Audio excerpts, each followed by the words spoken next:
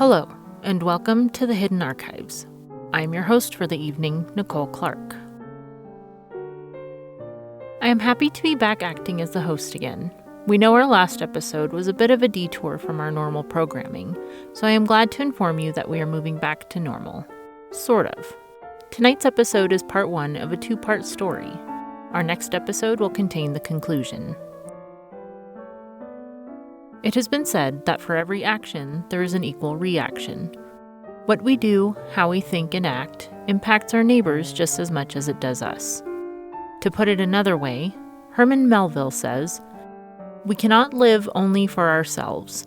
1,000 fibers connect us with our fellow men, and among those fibers, as sympathetic threads, our actions run as causes, and they come back to us as effects." I only want to have a positive influence as we seek to connect with you. Therefore, I wish to be sympathetic in this cause so that you come back to us prepared. Please heed the trigger warning in the show notes and hear this warning. If you choose to enter the hidden archives, if you choose to study the tomes, if you choose to take this journey with me, you do so at your own risk. Profanity and disturbing content will follow. This is your warning. Once more, we look at the topic of human relationships. It is the nature of people to want to connect with others. We are communal and tribal. As is often the case, we sometimes wish to cultivate deeper bonds with one or a few specific individuals. Other times, we wish to establish boundaries and distance ourselves from an individual. But are these feelings and motivations present from the start? Is the chemistry instantaneous? Or do we have to cultivate feelings one way or another? Sometimes it takes a while. Of course, to truly answer these questions, examples can be helpful. So let me tell you about my time with Mary.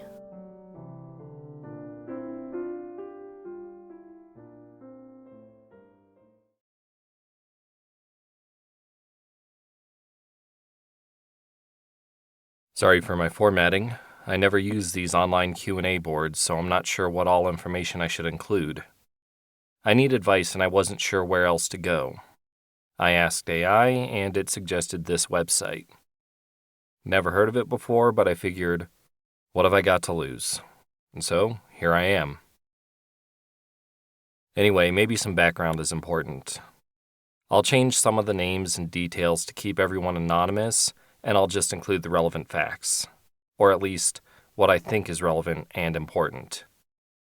I guess just let me know if you need to know something I didn't put here, and I'll try and update when I can.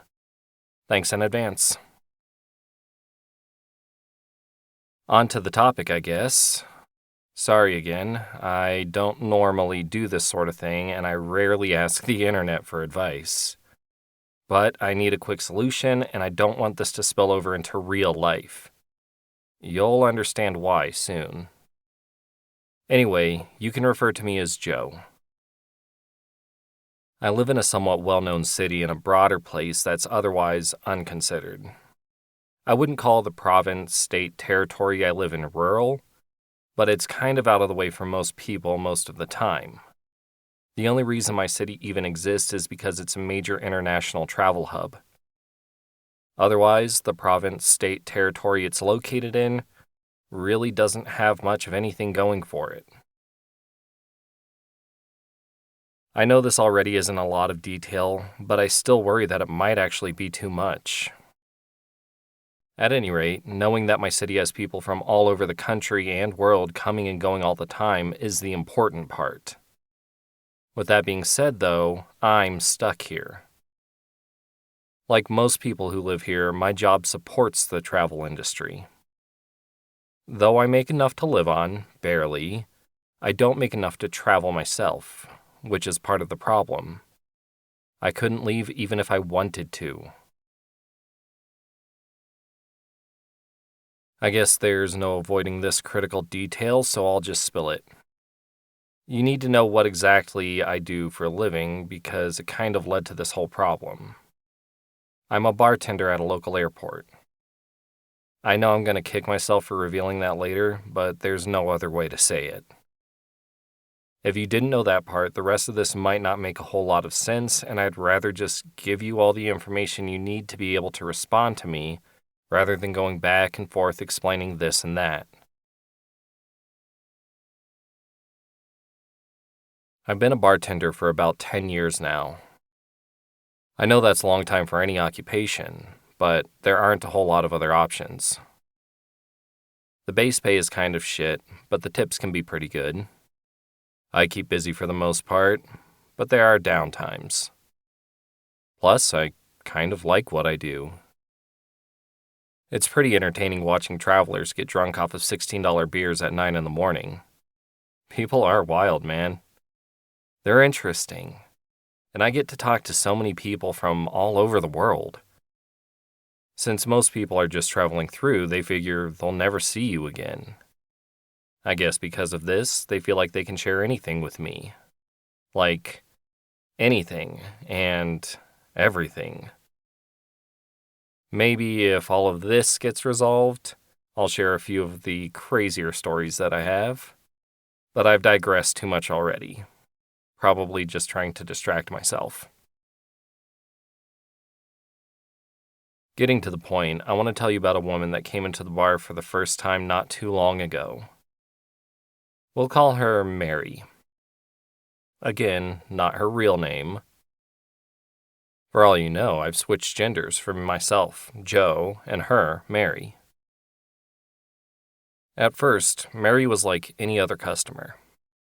She came in and took a seat at the bar, as the only 2 cafe tables we have were occupied by a family who set up their 4 kids at these tables to watch fucking Paw Patrol on their 4 iPads. I mean, seriously. These kids had to all be like less than 7 years old, and they all had their own iPad blasting different episodes at full volume of the same stupid-ass cartoon. This is actually an important detail because no one could hear anything over the chaos of that inconsiderate family. So when Mary ordered, I had to ask her to repeat her order 3 or 4 times before I finally understood she wanted just a soda and not a scotch and soda. I actually thought I got her order right the first time. Years of practice. But when I brought her out a scotch and soda, she looked at it kind of funny and tried asking about it. I wasn't really understanding what she was trying to communicate. I thought maybe she wanted to know what scotch I used, so I pointed at a bottle on the top shelf behind me. Seeing this, she immediately waved her hands like she was trying to stop traffic. I got the message. No scotch. So I took the glass from her, tried my best to apologize profusely, and asked her for clarification a few more times.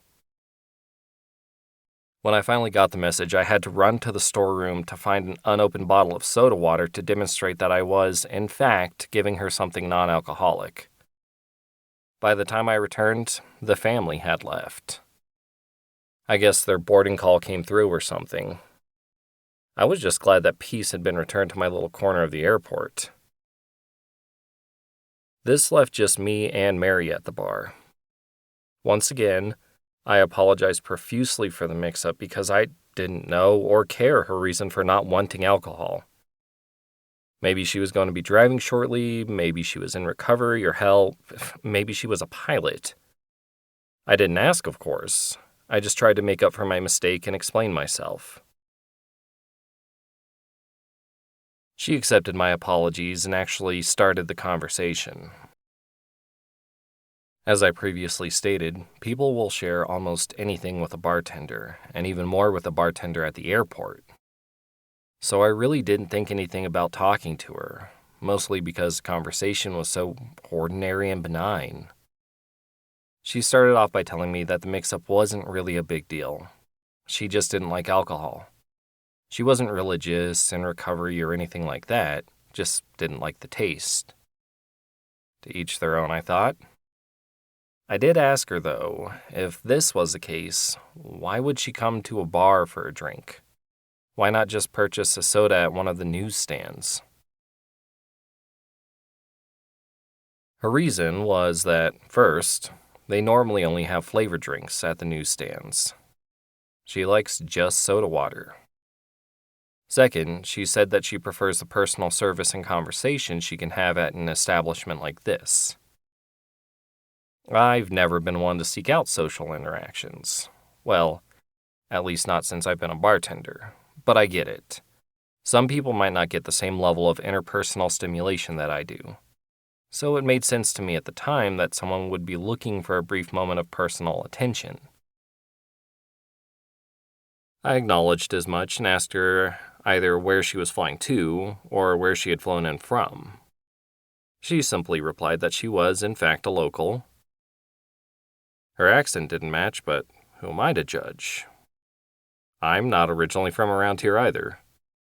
So I ended up just assuming that she had gotten in recently on a return flight, and I welcomed her home. At this point, another 2 or 3 customers came in, so I switched my attention to serve them and left Mary to her drink. The new customers were about college age and mentioned that they wanted to, quote, pre-game their flight, so they ordered a couple of strong mixed drinks. Well, they thought they were strong, but I intentionally watered their drinks down so that the customers wouldn't be completely wrecked or reckless for their flight. As added insurance, I also poured their drinks into larger glasses so that they would take more time to finish them and maybe not have enough time before their flight to order another round.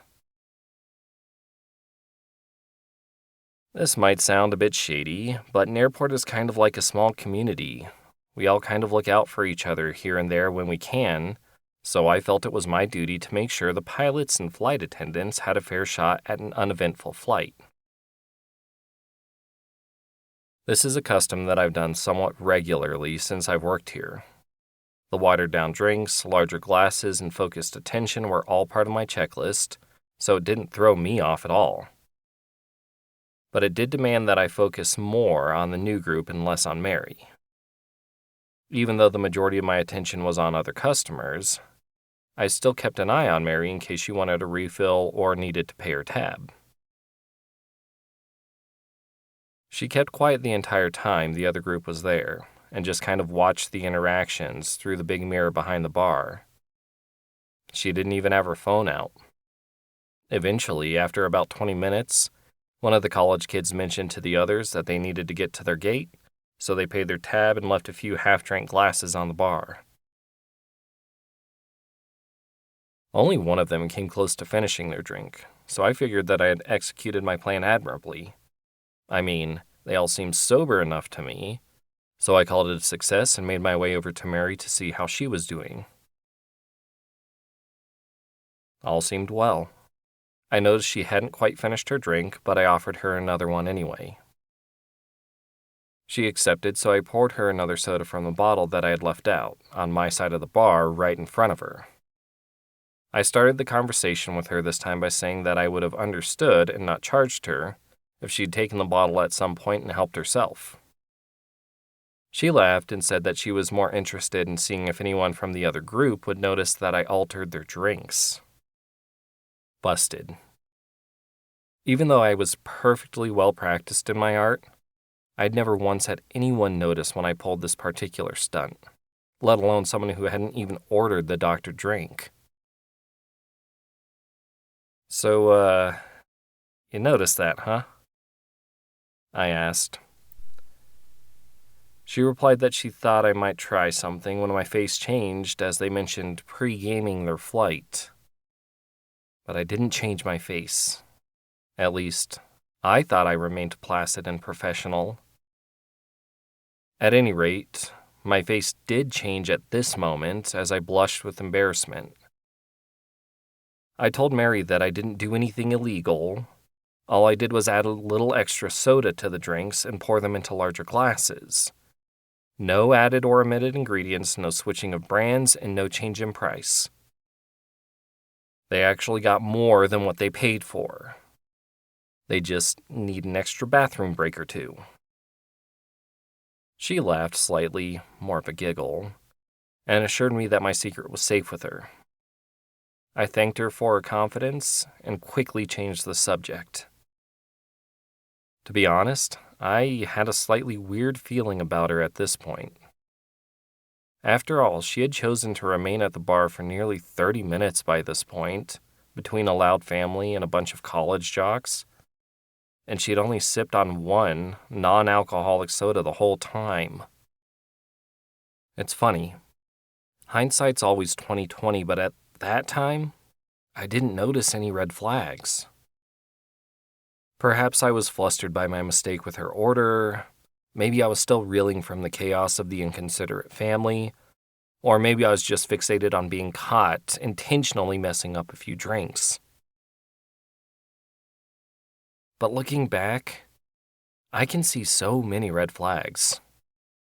Anyone reading this would be forgiven for thinking that I'm a professional skier because it must look like I was slaloming down a mountain of red flags weaving in and out, just barely missing them like I was trying to avoid them. But something jarred my attention now. I wasn't quite at fight or flight, but I did have a weird little knot starting to get tied up in my stomach. I needed to see if something was actually up or if I was just on the defensive and emotionally guarding myself. So I changed the subject of conversation by saying that I understand the desire for professional service and conversation, but you can get that at so many different places. Why order a $6 soda and hopefully add a tip when you could sit down somewhere else and also have lunch? Why not wait until you'd left the airport altogether?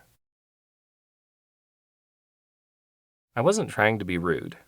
In fact, I kept it perfectly conversational and, dare I say, even a bit jovial. But it was a very deliberate line of questioning, and she picked up on this. I could see the change in her demeanor as it seemed like she was now on the defensive. No, that isn't right. She didn't get defensive. She went on the offensive. But it was subtle. I don't think I quite picked up on it as much as I could have. But the rest of our interaction at this point was too short to have made much of a difference whether I noticed or not. Mary said that she knew what it must be like to have a job like mine, where it's always different people coming and going, all hustle and bustle, how it must be difficult to feel completely connected to anyone in the chaos of it all. She said that she knew one positive and genuine interaction could make all the difference to people like me and her. I was about to respond, but she had just taken a sip of her soda and was about to set the glass down when the glass slipped from her hand and broke on the bar. We both kind of jumped back a bit as glass shards and soda cascaded over the walnut surface of the bar and poured, thankfully, mostly down on my side. Immediately, I asked if she was okay. She nodded and said, Yes, I'm totally fine. Sorry about the glass. And oh, look!" She was pointing towards the floor behind the bar as she continued, "It looks like a bottle also tipped over." I turned to look as Mary stretched over the bar to guide me, and sure enough, the bottle that I had poured her drink from was glugging and fizzing away beneath the bar.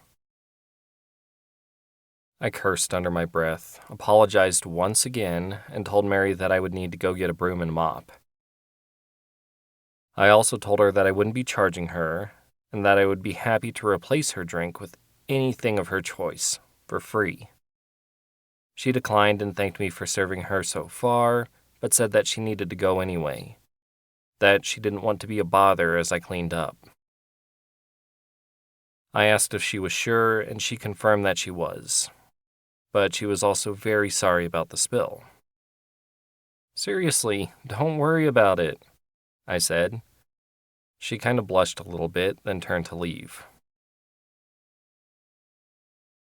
I went to grab the things I needed to clean up the mess, and when I came back, there was a $10 bill on the counter where Mary had been sitting. I thought this was odd because I'd watched her leave. When did she return to leave a tip? I picked up the bill and looked at it a little more closely. There was a phone number written on it next to a short message that read, "Sorry about the spill. Please feel free to call me. I didn't mean to run out so quickly, so I'd feel better if I can actually apologize." Seriously, when could she have returned to leave this? And how did she have time to write the note? I barely had to turn my back for just a few seconds to grab a mop and a bucket and a few rubber gloves. Like, did she actually have this pre-written, and then she just staged the spill? If so, why? It seemed crazy, but this was the only explanation I could come up with. But I didn't have a lot of time to think about it because another customer was beelining it towards the bar, and I still had a mess to clean. So I pocketed the money, donned the rubber gloves, and started cleaning glass off the bar surface right as the new customer sat down at one of the cafe tables. I quickly forgot the whole day so far as I got back into work mode, and I didn't even think about Mary again until I got home that evening. The rest of that day, as far as I can remember, was pretty average. Nothing else about work really sticks out, so it was all but behind me as I walked into my apartment, turned on the lights, and locked the door. According to my routine, I walked over to my little kitchen table where I proceeded to pull crumpled up bills out of various pockets, my tips from the day. I was counting and organizing them when I came across the $10 bill that Mary had left, and it all came back to me. In the stillness and quiet of my apartment, I was able to take the time to realize how weird everything about my time with Mary was. First, she had opened a tab for a soda rather than just paying for it up front. At the time, I thought maybe she'll start with the soda then switch to another drink. But she had made it clear from the beginning that she wasn't planning on having anything else. Next, she was never once on her phone. Not even to check the time. She just watched me the whole time as I, first, dealt with an annoying family, then as I dealt with the college jocks. Then she watched as my face changed at the commentary and observed as I altered their drinks. Like I was some sort of spectacle, like a circus performer or an animal at a zoo. Finally, she ended up acting out the charade of spilling the drink when I questioned her about her motives, when I actually asked about her specifically. I knew something weird was going on, but I couldn't figure out what exactly.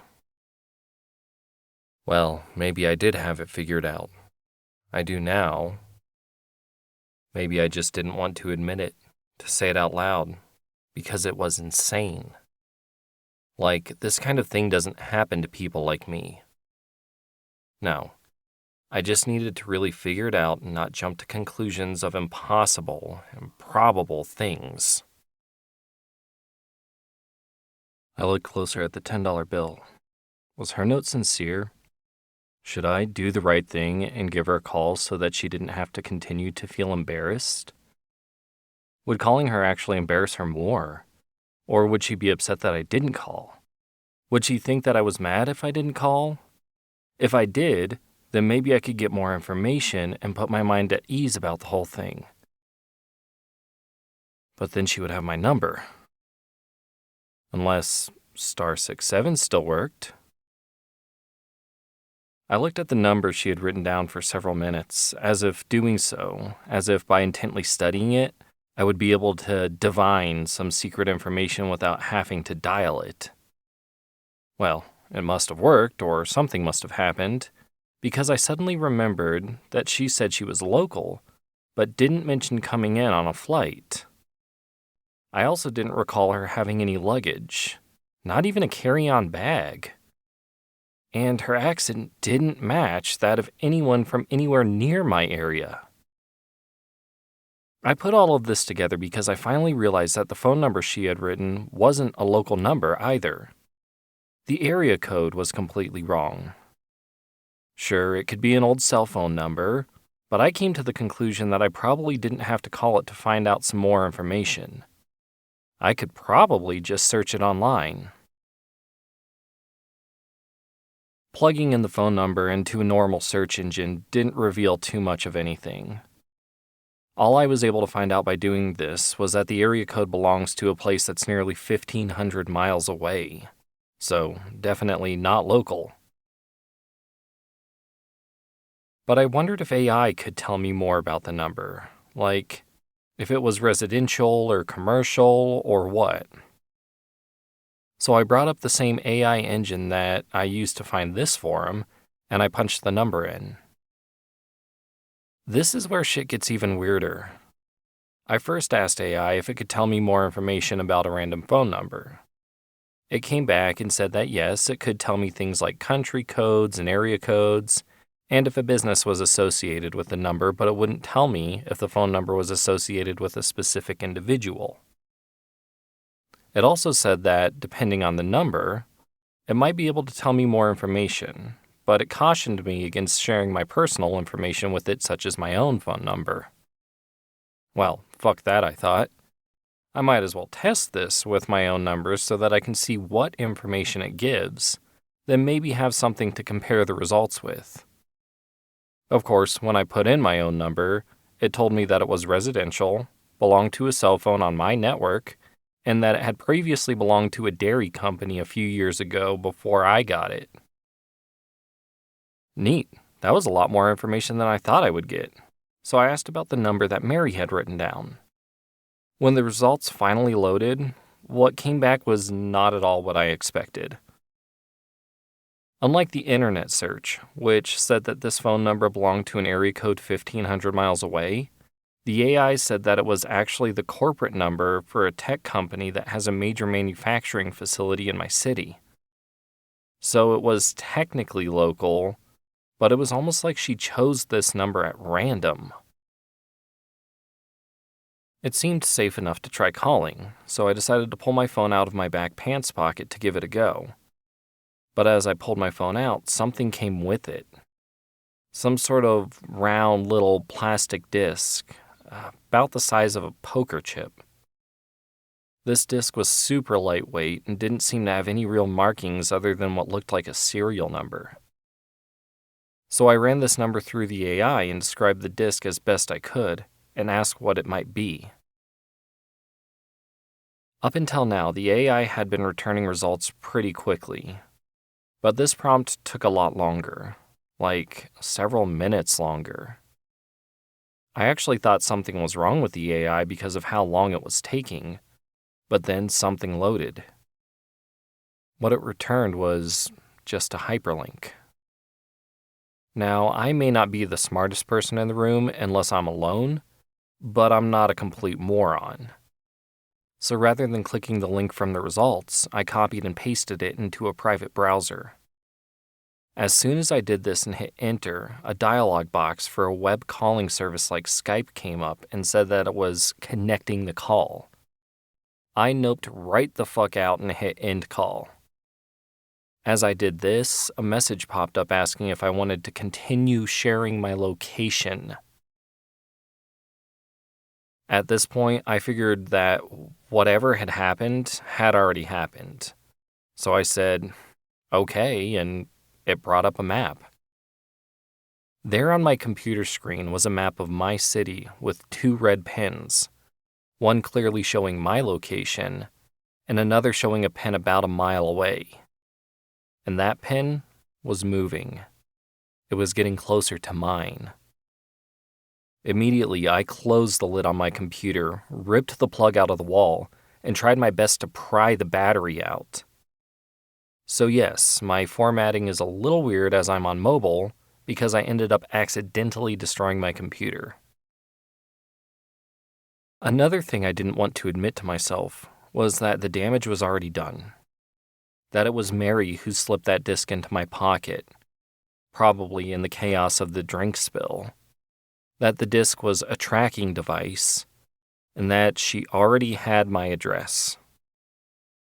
But again, I told myself this kind of thing doesn't happen in real life, and that it certainly wouldn't ever happen to me. At least I could admit that it was probably best to destroy the chip, so I took it into the kitchen, popped it into the microwave, and set the time for 5 minutes. Incidentally, I need a new microwave now as well as a new computer. But after 3 minutes, and after nearly burning down my kitchenette, I took the disc out of the microwave with tongs and flushed its smoldering remains down the toilet, If by some miracle it still worked, at least it couldn't be tracked to my exact apartment, only the building at best. Anyone looking for me would have to search over 30 different units. You know, I'd love to just leave it there, ask if I have anything to worry about, and then call this the end of the story. In fact, for the next week or so, I thought it was the end of the story. I woke up the next day, told myself that I was being paranoid, and carried on with life as if everything was normal. I went to work, served overpriced beer and wine, came home, and just carried on. Like I said, I did this for nearly a week, all but forgetting about Mary. But I wouldn't have found my way onto this forum if everything was all peaches. Much to my dismay, however, a few days ago, I got in my car to come home from work only to find that it was unlocked. It is possible that I forgot to lock my car. It didn't look broken into. I was honestly about to accept this conclusion when I noticed that there were a few napkins on the passenger floorboard. Napkins that I normally keep in my glove box. I got a weird feeling, so I opened the glove box only to find that my insurance and registration papers were missing. And their place was a second $10 bill with another message. Don't worry about calling me. I know you tried. I'll come around when I'm ready. Believe it or not, I still wasn't willing to accept that this was Mary, or that she had any ill intentions towards me. I mean, yeah, someone got into my car, but they hadn't broken anything, nor had they stolen anything of value. I thought that I just needed to print off new documents and make sure my car and apartment were locked, right? But those documents had my full address. Whoever had taken them knew my unit number, and they also obviously knew what kind of car I drive.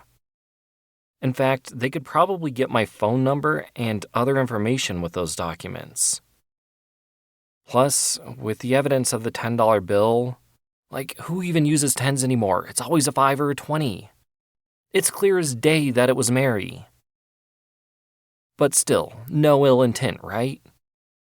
She just said in the note that she would come around, right? If she knocked on my door, I would just politely explain that I'm not interested, right? Well, that kind of rationalizing was all well and good until the next day when I opened my apartment door to find a lovely white gift box with a red satin ribbon on my welcome mat. Sounds nice, yeah? That's what I naively thought too. So I picked up the box, brought it inside, and opened the little envelope that was tucked underneath the ribbon.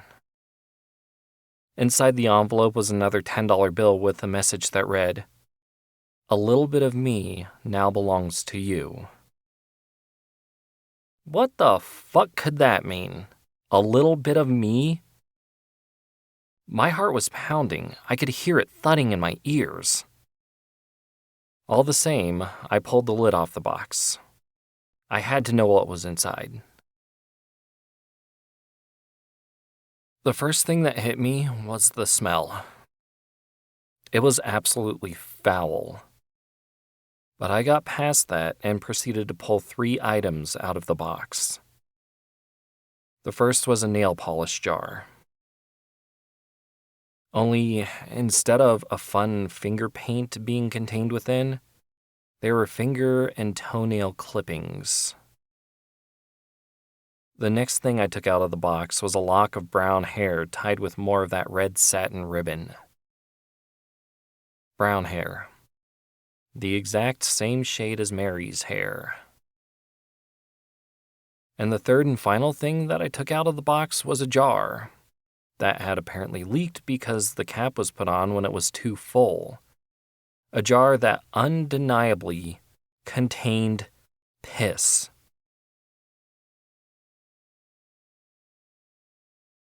I felt like I couldn't wash my hands enough after I threw all of that shit away. But you better believe that I tried. As soon as I finished, I contacted the local authorities. Of course, though, they said that there was nothing they could do. To start off, they said that I couldn't even verify that Mary was her real name, and I couldn't provide a surname. They also said that although what she had done was disturbing, it was not overwhelmingly threatening. And they said that I couldn't even prove that it was her. I asked if I could provide the items from the gift box for testing, but they told me that it would be a waste of department time and resources. Otherwise, they just said to let them know if things escalated.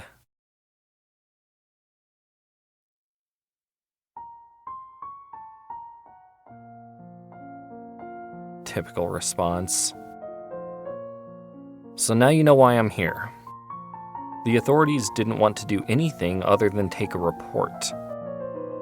And things have escalated, but they still won't do anything. The day after I got the gift box, I noticed a weird perfumey smell in my car when I got in to go to work. Not like someone had sprayed it, but like someone was in there right before I got in. There was another $10 bill on the dash too, but no message.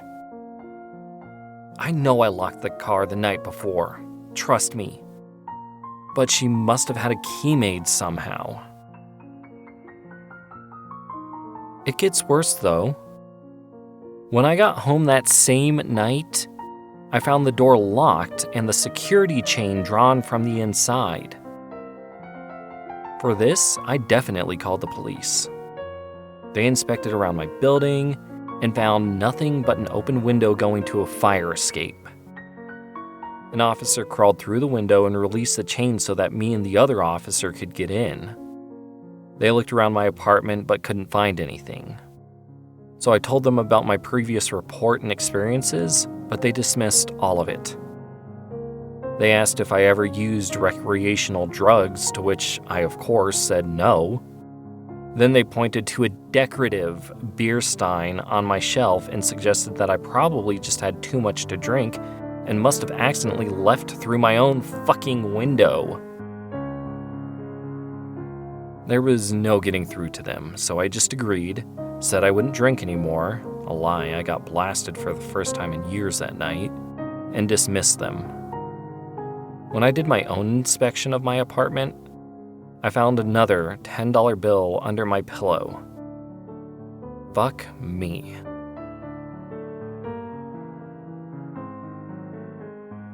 The last straw.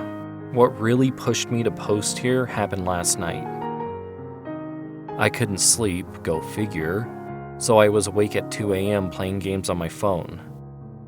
I wasn't completely committed to the game. After all, I was just trying to get tired enough to doze off, so I was pretty aware of every sound in my building. So I could very clearly hear footsteps outside my apartment. They approached from down the hall, paused in front of my door for a minute, then retreated back down the hall. I waited, frozen solid, for what must have been 20 minutes before I got up from my bed and went to the door. I almost opened it, but then decided better of it and grabbed a frying pan from my kitchen.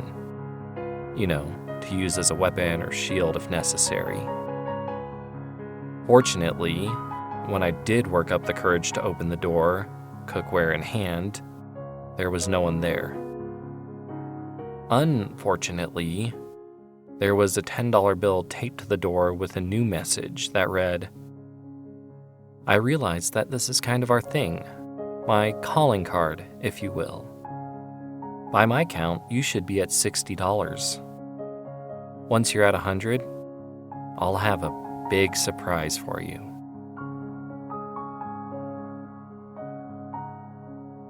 She's right. I'm at $60.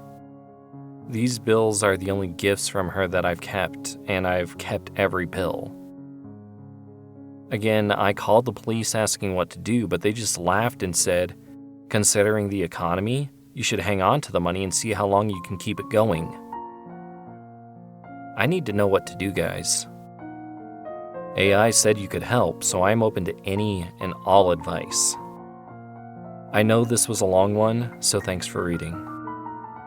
I'll update if there's any resolution. Thanks.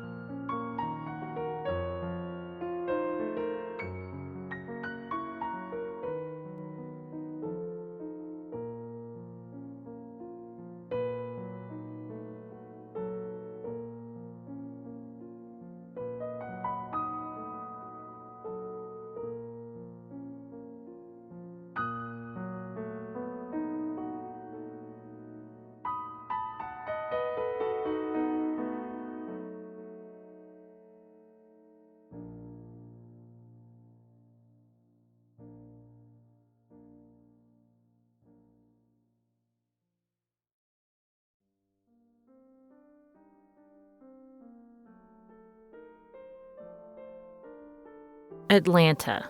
I bet Joe is in Atlanta. I mean, he's missing the drawl, but that's my guess. What? He never said not to guess. Thanks once again for joining us. I really hope the last episode didn't bum you out too much, but I do hope that this one disturbed you just enough to derive some sick satisfaction from listening, and that it piqued your interest enough to return for the conclusion, which is in the works and should be out soon. Links to our socials can be found in the show notes, so please follow us there. I feel like we will do a pretty good job of updating them between now and then, so be on the lookout for the exact release date. And invite your friends and family to follow us, as they are waiting on your permission to do so. We have extended the invitation, but chivalry dictates that you must grant your blessing. They may act like they don't know what you are talking about, but this is only modesty. Encourage them. Play along with their fantasy, and let them know that you will follow us too, if it makes them feel better. There are many more stories from the hidden archives that have yet to be shared. We hope that you join us next time for another glimpse within. This has been a production of the Rhodes Collaborative Experience LLC. Please know reproduction, duplication, or bastardization of any content without written consent from RCX or its partners. Ex animo, ex tempus, in archivum.